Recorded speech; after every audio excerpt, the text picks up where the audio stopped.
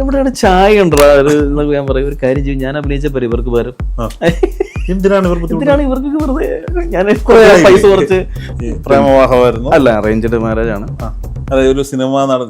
എന്റെ ചോദ്യം അതാണ്, ഈ സിനിമയ്ക്ക് അവസരം തേടി നടക്കുന്ന. അപ്പം നിങ്ങളുടെ പഴയ കാമുകാരൊന്നും പേടിക്കരുത്, ഞാനൊന്നും പറയില്ല. പറഞ്ഞു ഞാൻ ശ്രദ്ധിച്ചു, ഒരു വണ്ടി വന്ന് നിൽക്കണ കണ്ടു, ഒരാൾ അതിൽ നിന്ന് ഇറങ്ങണേ ശ്രദ്ധിച്ചു. പക്ഷെ ആരാന്ന് ഞാൻ ഇങ്ങനെ തിരിഞ്ഞു നോക്കില്ല, ഞാൻ ഗ്ലാസ് സൈഡിലായിരിക്കണേ. വൈഫ് ഇങ്ങനെ വിട്ടു, ചേട്ടാ അതൊരു ആക്ടറാന്ന് തോന്നുള്ളൂ. ഞാൻ എന്താ ഇങ്ങനെ പുള്ളിനെ ശ്രദ്ധിക്കാൻ വേണ്ടി പുള്ളി പലതും അവിടെ കിടന്ന് കാണിക്കണം. പുള്ളി ഇറങ്ങിയിട്ട് കാറെ പുഷപ്പ് അടിക്കണം. നമ്മൾ വിചാരിക്കുന്ന പോലെ ഈസി അല്ല ക്യാമറയ്ക്ക് മുമ്പിൽ അഭിനയിക്കുക എന്ന് പറയാം.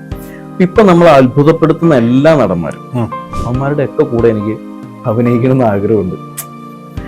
ലോട്ടറി എടുക്കണ പോലെ സിനിമ അടിച്ച പിന്നെ തിരിഞ്ഞു പോകണം. ഒരു വെള്ളിയാഴ്ച മതിയടാ, വെള്ളിയാഴ്ച മതി എന്ന് പറഞ്ഞാൽ ഇപ്പൊ വ്യാഴാഴ്ചയും കൂടെ ആയിട്ടുണ്ട്.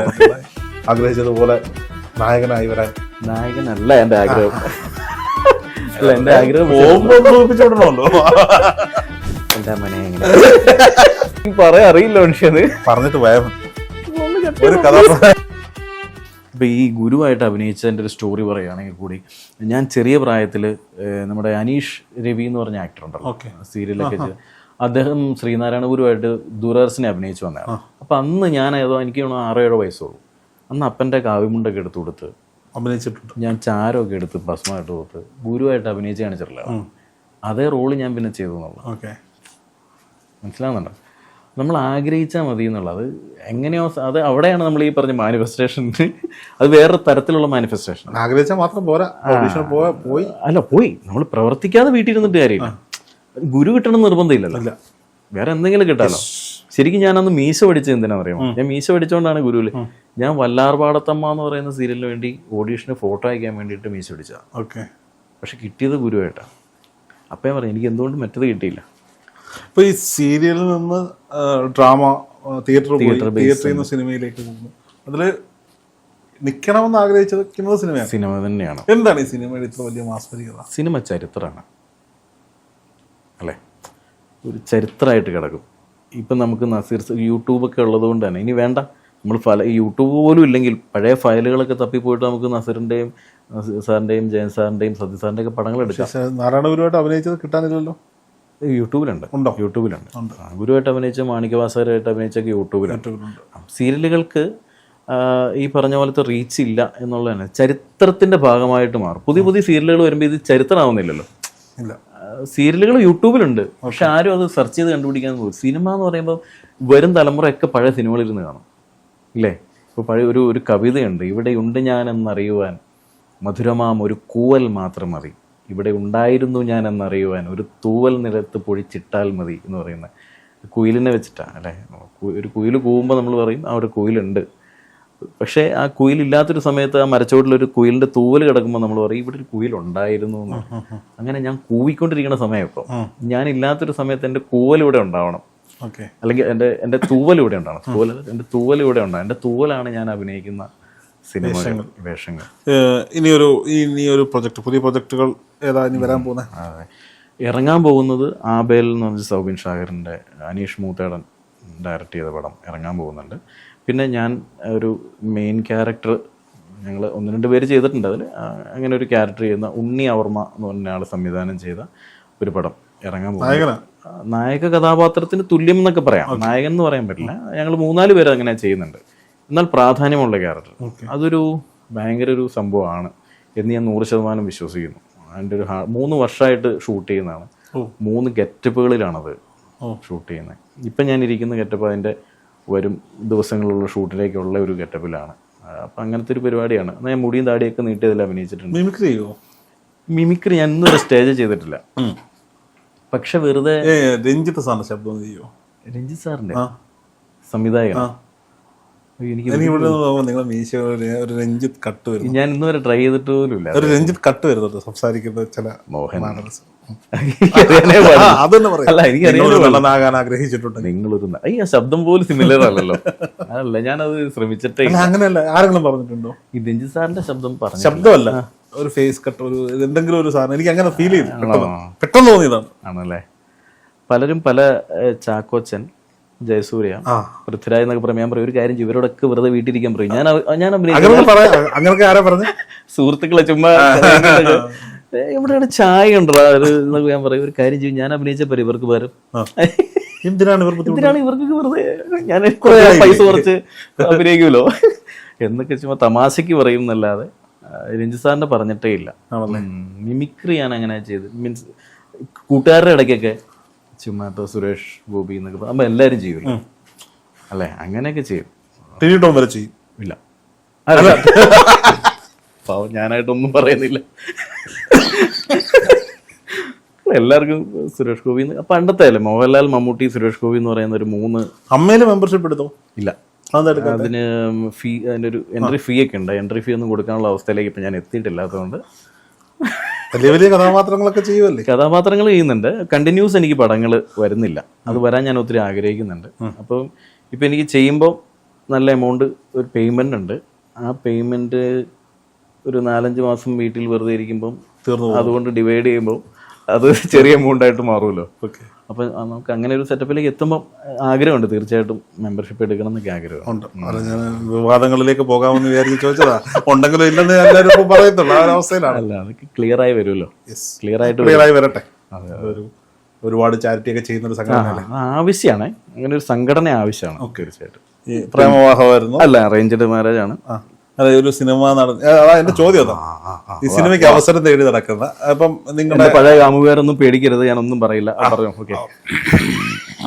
ഓക്കെ. 2 മക്കളുണ്ട്. ഇളയ കുട്ടി ജനിച്ചിട്ട് കുറച്ച് ദിവസങ്ങളല്ലേ? 2 ആഴ്ച. ഞങ്ങളുടെ സ്റ്റാറ്റസ് കണ്ടായിരുന്നു, കുഞ്ഞിനൊക്കെ എടുത്തുകൊണ്ടിടക്കുന്നത്.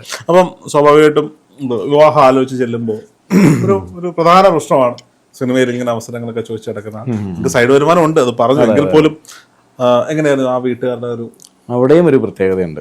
അമ്മ മ്യൂസിക് ടീച്ചറാണ്. ഓക്കെ. കാർത്തിക എന്നാണ് വൈഫിൻ്റെ പേര്. കല്യാണത്തിന് ശേഷമാണ് ആൾക്ക് നേവൽ ബേസിൽ ജോലി കിട്ടിയത്. അന്ന് ആൾ എറണാകുളത്ത് തന്നെ ഒരു ഫേമിൽ, ഒരു സോഷ്യൽ വർക്ക് ഫേമിൽ ജോലി, MSW-കാരിയാണ്. അപ്പോൾ കാർത്തികയുടെ അമ്മ മ്യൂസിക് ടീച്ചറാണ്. ഒരു അച്ഛൻ പാടുകയൊക്കെ ചെയ്യും. അച്ഛന് വേറെ ബിസിനസ്സൊക്കെയാണ്, പക്ഷെ പാട്ടും കാര്യങ്ങളൊക്കെ ആൾക്കുണ്ട്. കലാകുടുംബമാണ് അതും. കാർത്തിക വരയ്ക്കും അത്യാവശ്യം, അങ്ങനെയൊക്കെയാണ്. പിന്നെ ഞാൻ കൗൺസിലിംഗ് പഠിച്ചിട്ടുള്ള ആളാണ്, കൗൺസിലിംഗ് ചെയ്യുന്ന ഒരാളാണ്. അപ്പം ഞാൻ മാട്രിമോണിയൽ വഴി കല്യാണം കഴിച്ചത്. മാട്രിമോണിയിൽ ഞാൻ അതൊക്കെ മെൻഷൻ ചെയ്തിട്ടുണ്ടായിരുന്നു. ഞാൻ ഒരു കൗൺസിലറാണ്, യോഗ ട്രെയിനറാണ്, ഞാനൊരു ആക്ടറാണ്. അപ്പം ഈ ആലോചന വന്നപ്പോഴും ഞാൻ ആളുമായിട്ട് ഫോണിൽ സംസാരിച്ചിട്ട് ഞാൻ ആദ്യം പറഞ്ഞൊരു കാര്യം എന്ന് പറഞ്ഞു കഴിഞ്ഞാൽ, ഞാൻ പലരുടെയും കൂടെ പെണ്ണ് കാണാൻ പോയിട്ടുണ്ട്. എനിക്ക് വേണ്ടിയല്ല, അവർക്ക് വേണ്ടി പോയിട്ടുണ്ട്. ഇവന്മാരൊക്കെ പോയിട്ട് ചായയും പഴംപൊരിയൊക്കെ കഴിച്ചിട്ട് വൈകിട്ട് വിളിച്ച് പറയും താല്പര്യമില്ലാന്ന്. ഇഷ്ടപ്പെട്ടില്ല കേട്ടോ. അപ്പോൾ എനിക്ക് അതൊരു ബുദ്ധിമുട്ടാണ്. അപ്പം നമുക്ക് അവിടെ പോയി അവരുടെ ഫുഡും കഴിച്ചു, അവിടെ പോയിരുന്നിട്ട് ചിലപ്പോൾ ഇവനെ അവർക്ക് ഇഷ്ടപ്പെട്ടിട്ടുണ്ടാവും. അവരുടെ സംസാരത്തിൽ നമുക്കറിയാം ഈ ആളെ ഇഷ്ടപ്പെട്ടു എന്നുള്ളത്. വൈകിട്ട് വിളിച്ചിട്ട് എനിക്ക് ഇഷ്ടമായില്ല എന്ന് പറയാനുള്ളൊരു മടി എനിക്കുണ്ട് എപ്പോഴും. അപ്പോൾ ഞാൻ ആളോട് പറഞ്ഞു, കാർത്തികയോട് പറഞ്ഞു, നമുക്ക് ആളെപ്പോൾ എവിടെയുള്ളത്? എറണാകുളത്താണ്. ഞാൻ പറഞ്ഞു, എറണാകുളത്ത് എവിടെയെങ്കിലും വെച്ച് നമുക്കൊന്ന് കാണാം, നമുക്കൊന്ന് സംസാരിക്കാം, ഓക്കെ ആണെങ്കിൽ വീട്ടിൽ വരാം. അപ്പോൾ അങ്ങനെ ഞങ്ങൾ സെൻട്രൽ മോളിൽ വെച്ചിട്ട് ജസ്റ്റ് ഞാൻ, എൻ്റെ കസിൻ ഉണ്ടായിരുന്നു, കാർത്തികയുടെ കൂട്ടുകാരി ഉണ്ടായിരുന്നു. പിന്നെ അവർ രണ്ടുപേരും മാറി വന്നു, ഞങ്ങളിരുന്ന് സംസാരിച്ചു. കുഴപ്പമില്ല എന്ന് നമുക്ക് അങ്ങോട്ടും ഇങ്ങോട്ടും തോന്നി. ഞാൻ പറഞ്ഞു, സിനിമയാണ് എൻ്റെ മെയിൻ, സിനിമയ്ക്ക് വേണ്ടി മാത്രമാണ് ഞാൻ നിൽക്കുന്നത്. എനിക്കന്ന് വീടില്ല, അറിയോ, എനിക്കന്ന് സ്ഥലമുണ്ട്, കുറച്ച് സ്ഥലമുണ്ട്, പക്ഷേ വീടില്ല. ആ വീട് നമ്മളൊരു 10 വർഷമായിട്ട് റെൻറ്റിനായിരുന്നു ആ സമയത്ത്. അപ്പോൾ ഞാൻ പറഞ്ഞു, എനിക്ക് വീടില്ല, പക്ഷെ വീട് വയ്ക്കും.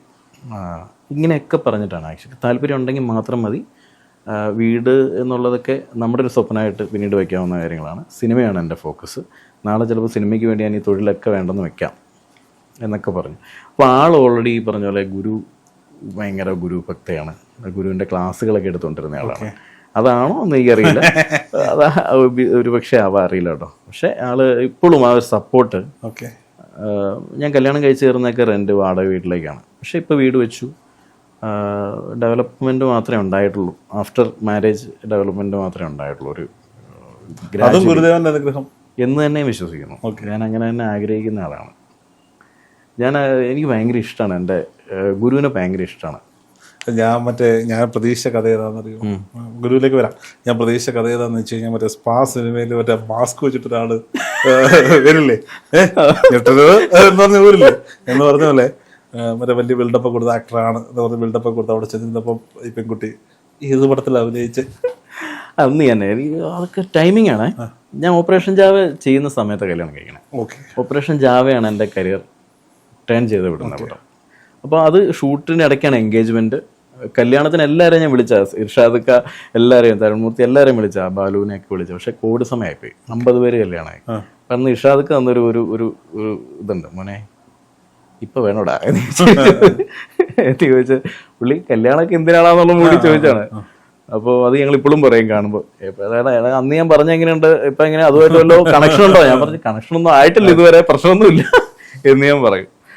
അപ്പൊ അത് ഒരു നല്ല ഒരു സെലക്ഷൻ ആയിരുന്നു. ആദ്യം മുതലേ ആക്ടർ എന്ന് പറയാൻ, ഇപ്പം ഓപ്പറേഷൻ ജാവേലൊക്കെ ഒരു 1-2 സിനിമകളൊക്കെ ചെയ്തു, ആക്ടർ എന്ന് പറയാൻ അത്ര ഇഷ്ടമായിരുന്നു ചില ആളുകളൊക്കെ. ഇപ്പം ഞാൻ എൻ്റെ കാര്യം പറയട്ടെ, എന്നെ ഇപ്പോൾ വഴിയിലൊക്കെ വെച്ച് നമ്മൾ ട്രെയിനിലോ അല്ലെങ്കിൽ വഴിയിലൊക്കെ എവിടെ നിൽക്കുമ്പോൾ ഇങ്ങനെ ഇവർക്ക് എവിടെയോ കണ്ടിട്ടുണ്ട്.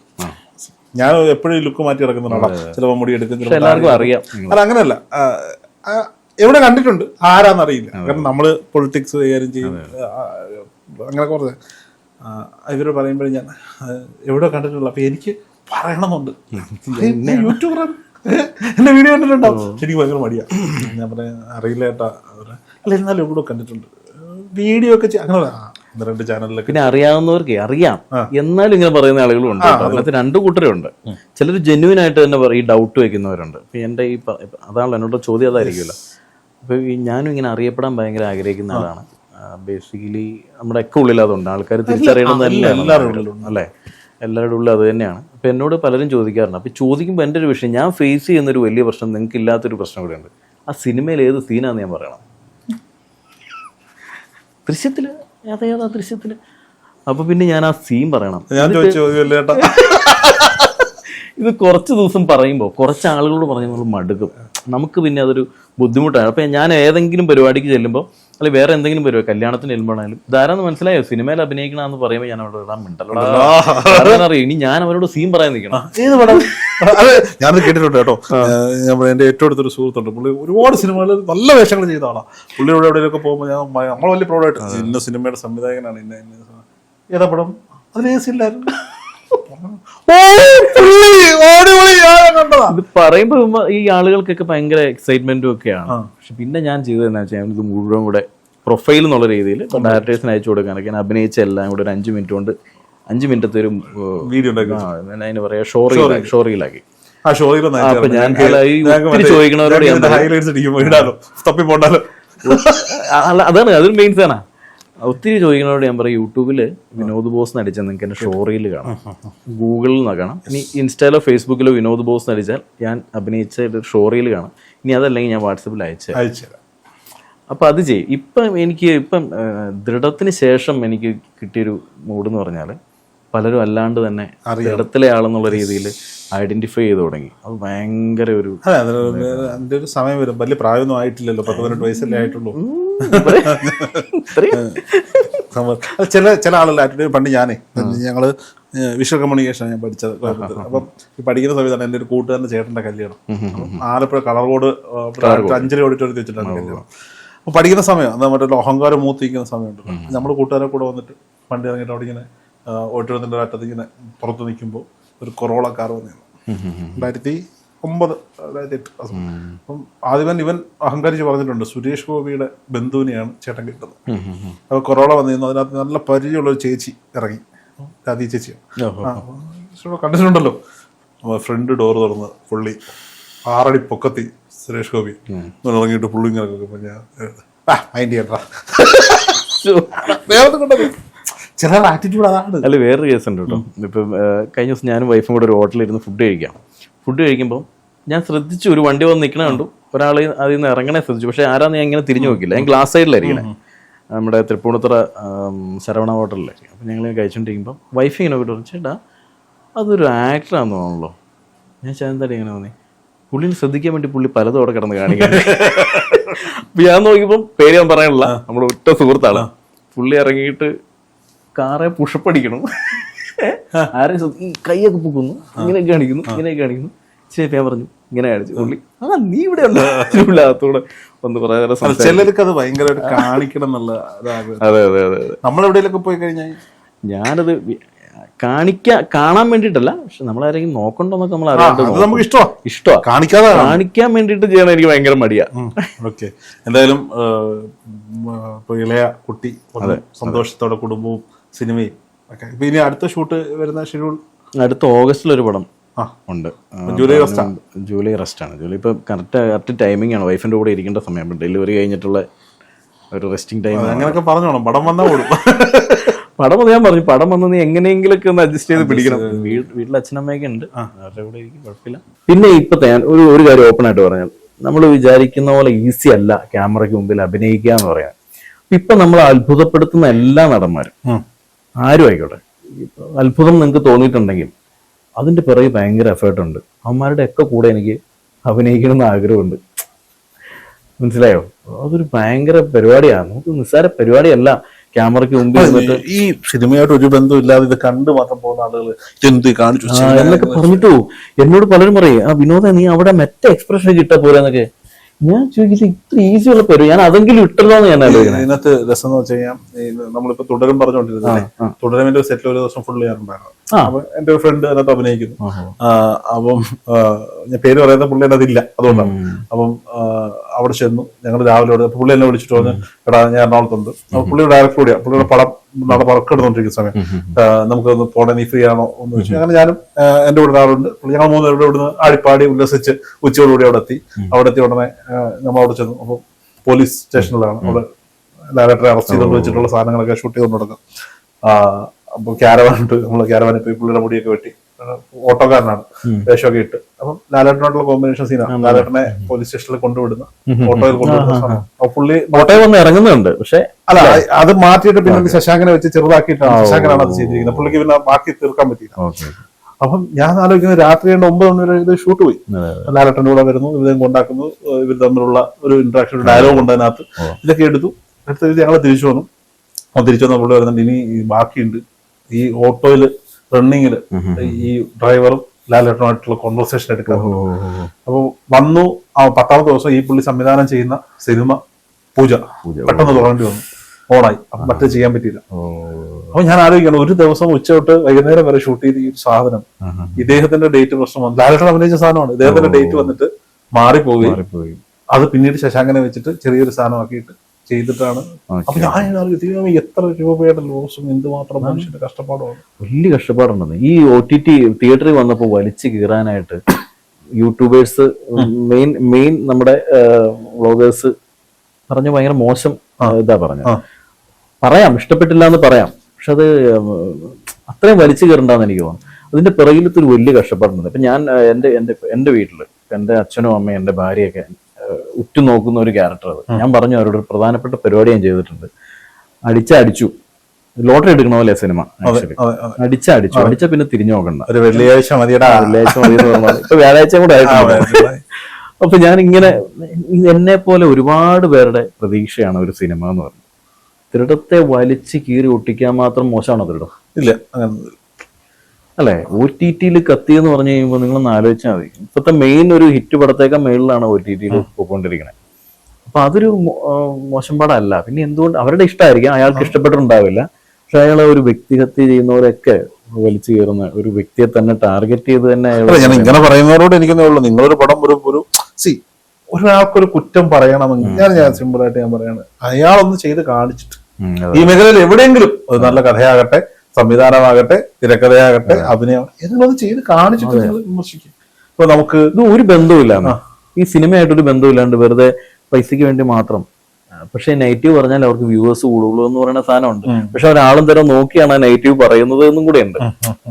ഇപ്പത്തെ ഒരു ഹിറ്റ് പടം, ഹിറ്റ് ആവേണ്ട ഒരു പടം എത്ര വലിയ ഇതാണ് അയാൾ കമന്റ് ഇട്ടേക്കണേ, ഭയങ്കര പൊക്കി അടിച്ചാണ്.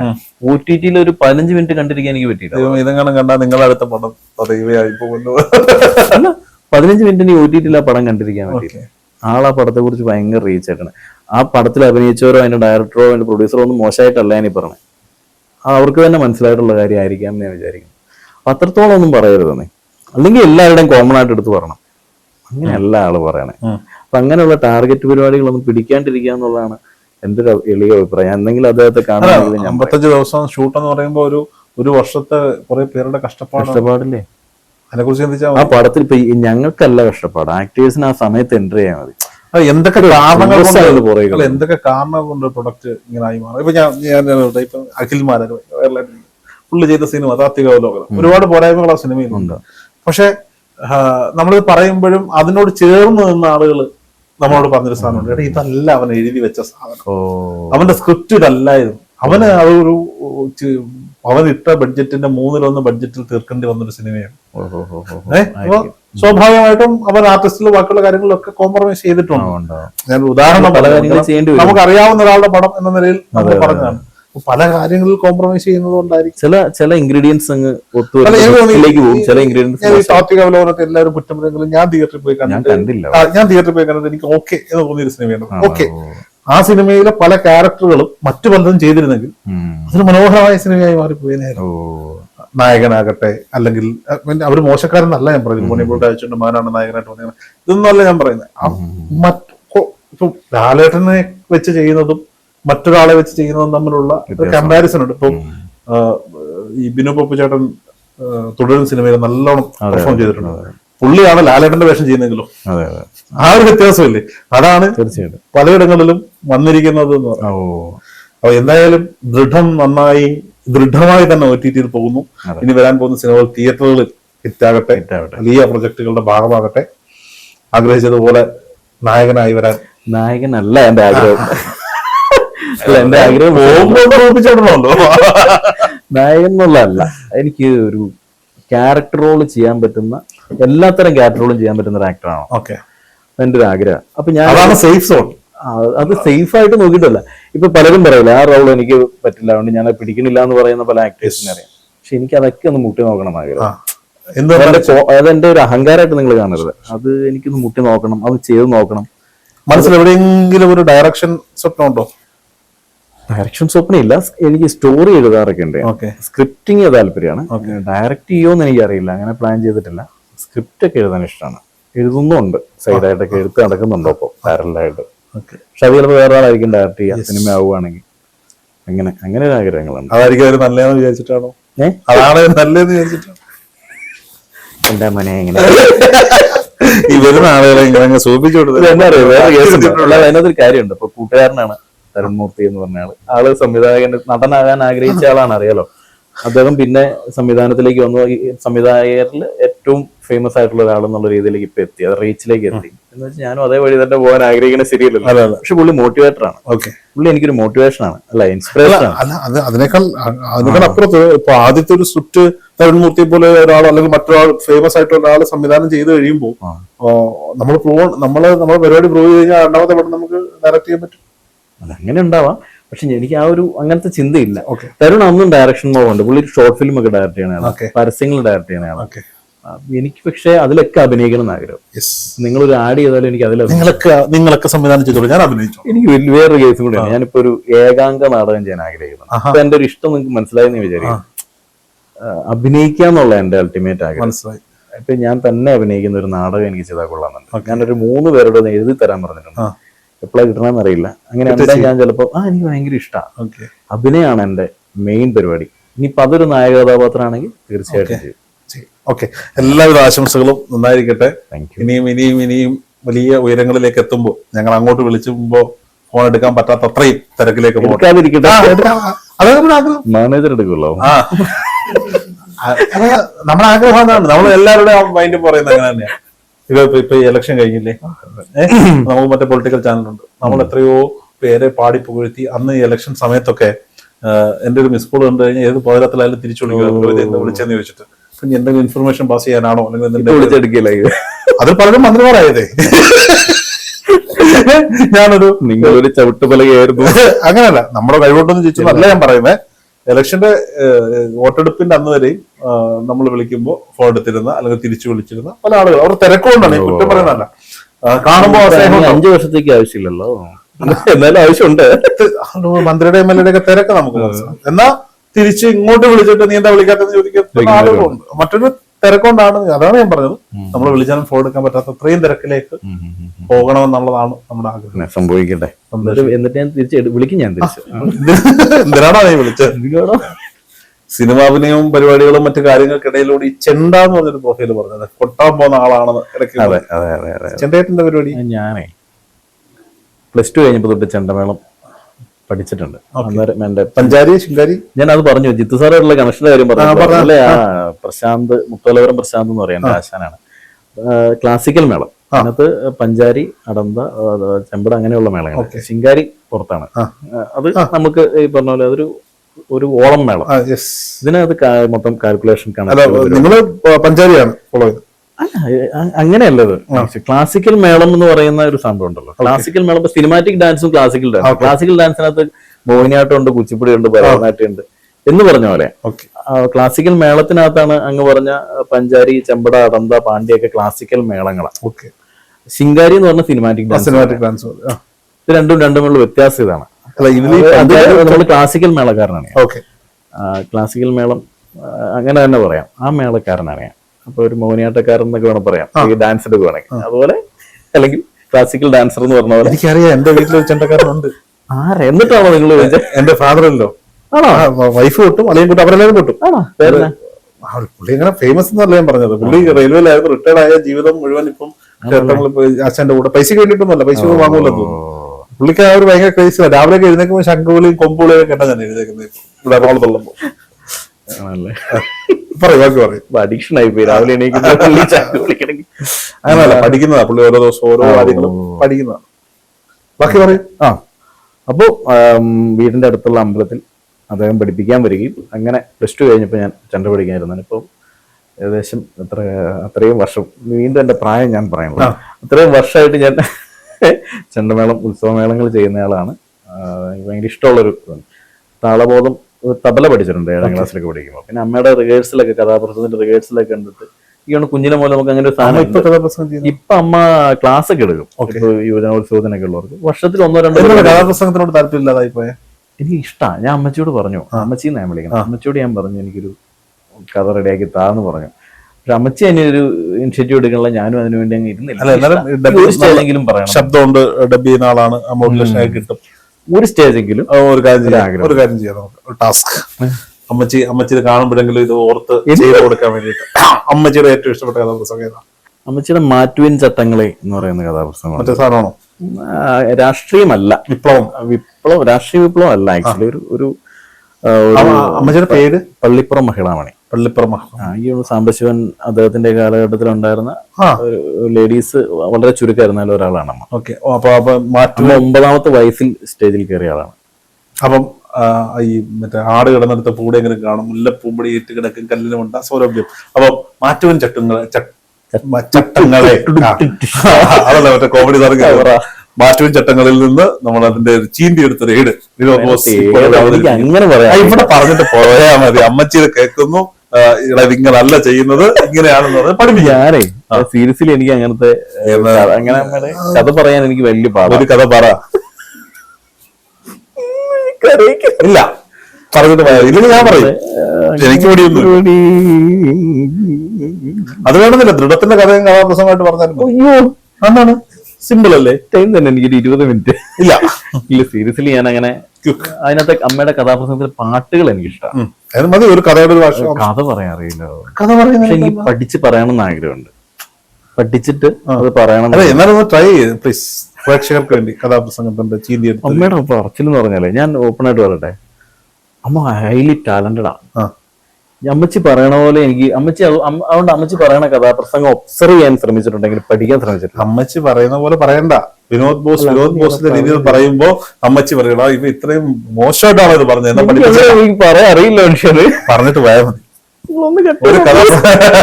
ഒരു കഥാപ്രസംഗത്തിന്റെ ഒരു ഏട് ഇപ്പൊ ഈ ലാസ്റ്റ് സമയത്തൊക്കെ കഴിഞ്ഞ വർഷവും കഴിഞ്ഞ 9 വർഷമൊക്കെ ഓരോ സ്റ്റേജിൽ അമ്മ പറഞ്ഞു, ഓരോ സ്റ്റേജിൽ പറഞ്ഞു. കൂടെ പാടാൻ അന്നേരം സപ്പോർട്ടിംഗ് എന്നുള്ള രീതിയിൽ അച്ഛനും ഉണ്ടാവും, ഞാനും ഉണ്ടാവും. അച്ഛൻ ഫാമിലി പരിപാടിയാ. അച്ഛൻ ഞങ്ങൾ ഉണ്ടെങ്കിൽ അമ്മയ്ക്ക് ഒരു കോൺഫിഡൻസ് ഉള്ളു. അമ്മയുടെ ഇപ്പം 64 വയസ്സ്, വലിയ പ്രായമല്ല എങ്കിൽ കൂടി അമ്മച്ചിക്ക് ഒരു കോൺഫിഡൻസ് ഇല്ലായ്മയൊക്കെ ഉണ്ട്. അപ്പോ ഞങ്ങൾ കൂടെ ഉണ്ടാവും. അപ്പൊ അച്ഛൻ സിമ്പിൾ ടൈമിംഗ് പരിപാടികൾ കിട്ടും, പരിപാടികളൊക്കെ. ഞാൻ മറ്റേ താമ്പരനൊക്കെ വായിക്കും. 1-2 പരിപാടി ഞാൻ തബല വായിച്ചു, ഞാൻ തബല പഠിച്ചിട്ടുണ്ട്. 1-2 പ്രോഗ്രാമിൽ ഞാൻ തബല വായിച്ചിട്ടുണ്ട്. പിന്നെ കൂടെ പാടുമ്പോൾ ഒന്നിലെ ഒരു കസിൻ സിസ്റ്റർ ഉണ്ടാവും പാടാൻ, അല്ലെങ്കിൽ ഏതെങ്കിലും പുറത്തൊരു സിംഗർ കൂടെ ഉണ്ടാവും പാടാൻ, അല്ലെങ്കിൽ ഹാർമോണിയംകാരൻ പാടും. അപ്പൊ നമ്മൾ നമ്മുടെ സപ്പോർട്ട് എന്നുള്ള രീതിയിൽ സപ്പോർട്ട് കൊടുക്കും പാട്ടിന്. അങ്ങനെയൊക്കെ ചെയ്യാറുണ്ട് ഞാൻ. അത് സ്റ്റോറി എനിക്ക് അങ്ങനെ പഠിച്ച് ഞാൻ ടാസ്ക് ഏറ്റെടുക്കുന്നില്ല. അമ്മയ്ക്ക് 67 വയസ്സല്ലേ? 64. അമ്മയുടെ 29 വയസ്സുണ്ടായി. ആരെ നിങ്ങൾ അന്നേരം എന്റെ പ്രായത്തില് ഇല്ല, എന്റെ മൂത്തൊരു ചേട്ടനുണ്ടായിരുന്നു, മരിച്ചുപോയി. ആള് ജനിച്ചിട്ട് 28 ദിവസം ജീവിച്ചിരുന്നുള്ളൂ. അത് കഴിഞ്ഞ് എന്തോ അസുഖമായിട്ട് മരിച്ചു. അദ്ദേഹത്തിന് ഇടാൻ വെച്ചിരുന്ന പേരാണ് വിനോദ്. അത് പിന്നീട് എനിക്ക് കിട്ടും. 4 വർഷം കഴിഞ്ഞാണ് പിന്നെ ഞാൻ ഉണ്ടാകണേ. അതുകൊണ്ടാണ് 29 വയസ്സ്. നിങ്ങൾ കാൽക്കുലേറ്റ് ചെയ്തോ? അതെങ്ങനെ 29 അമ്മയുടെ 29 വയസ്സ് വിനോദ് പോസ്റ്റ് ജനിക്കുന്നു. അമ്മയ്ക്ക് ഇപ്പൊ 67 വയസ്സ്. അപ്പൊ എത്ര പ്രായം കൂട്ടിക്കൊള്ളു? എനിക്ക് ഇപ്പൊ എന്താ വേണ്ട? ഒന്നും വേണ്ട, എനിക്ക് കഥാപ്രസംഗം. ഞാൻ അങ്ങനെ പറഞ്ഞ വിഷയം എന്നറിയാമോ? നാളെ ഞാനൊരു കഥ പറയാൻ തയ്യാറാകുമ്പോ ഇതാ മറ്റേ ചാനലിൽ ഇരുന്ന് അവൻ കണ്ട് ബളിപ്പിച്ച് നശിപ്പിച്ച് വെച്ചേക്കണേ, നശിപ്പിച്ച കഥാപ്രസംഗല്ലേ, അതുകൊണ്ട് അവന്റെ കഥ കേൾക്കണ്ടെന്ന് ആലോചിക്കും. അങ്ങനെയല്ല, ഞാൻ ഫസ്റ്റില് പറയുമ്പോഴെല്ലാം അടിപൊളിയായിട്ട് പറയുള്ളൂ. അതുകൊണ്ട് ഞാനൊരു സമയം വേണം അതിനെ. 16 കൊല്ലം അങ്ങനെ ലാലുലക്സിന്റെ ശബ്ദം പറ. അറിയത്തില്ല. ഇങ്ങനെ ഇതൊക്കെ നമ്മൾ ചുമ്മാ ഒബ്സർവ് ചെയ്യണോണ്ട് കിട്ടുന്ന സാധനങ്ങൾ മാത്രമേ ഉള്ളൂ. ഇപ്പൊ സുരേഷ് ഗോപി ചെയ്യാൻ പറയുമ്പം നമ്മൾ പറയില്ലേ, അങ്ങനെ ചെയ്യാൻ പാടില്ല, അതായിരിക്കണം എന്നൊക്കെ പറയണ പോലെ എന്റെ മനെ, ഇതൊക്കെ ഉള്ളൂ. അല്ലാതെ നമുക്ക് അങ്ങനെ ഒരു അമ്മ കഥാപ്രസംഗം, അച്ഛന്റെ കയ്യിൽ അല്പം അഭിനയവും കുറച്ച് മിമിക്രി, ഭാര്യ ചിത്രരചന, മിമിക്രി എന്നൊക്കെ പുള്ളി കേൾക്കണ്ട. ഭാര്യയുടെ മാതാവ് സംഗീത ടീച്ചർ, ഭർത്താവ് അഭിനേതാവ്. ഭർത്താവ് നിങ്ങളെല്ലാവരും ഭാര്യയുടെ അച്ഛൻ അഭിനേതാവല്ല, ആള് പാടുന്നു. ഭാര്യയുടെ അച്ഛനല്ല ഞാൻ. വിനോദ് ബോസ് കലാകുടുംബത്തിൽ നിന്നും മലയാള സിനിമയിലേക്ക് കാലം കാത്തു വെച്ച് കൺമണി പോലെ കടന്നു വന്ന വിനോദ് ബോസ്. ഇത്രയും ബാക്ക്ഗ്രൗണ്ട് ഉള്ള ഒരാളാന്നുള്ളത് നിങ്ങൾ മനസ്സിലാക്കാം. എനിക്ക് അവസരങ്ങൾ തരാതിരിക്കുമ്പോ മുമ്പ് തന്നെയാണ് ഇല്ല, അങ്ങനെ തരാതിരിക്കാൻ പാടില്ല എന്ന് പറയാം. ബാക്ക്ഗ്രൗണ്ടേ കലയാണ്. തരൂ, ചാൻസ് തരൂ, അവസരങ്ങൾ തരൂ. ഞാൻ വില്ലൻ വരെ ചെയ്തിട്ട് നിൽക്കാം. എന്തും ചെയ്യാം. അടിപൊളിയാവട്ടെ, അടിപൊളിയാവട്ടെ, എല്ലാം അടിപൊളിയാവട്ടെ, അവിടെ എല്ലാം അടിപൊളിയാവട്ടെ.